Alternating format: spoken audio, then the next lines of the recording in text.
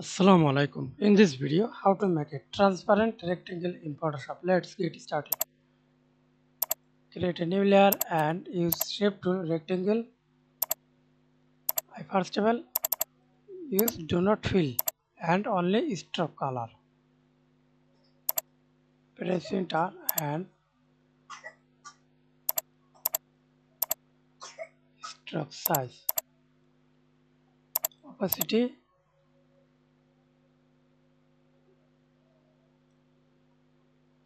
Okay, and again create a new layer. Use only red color.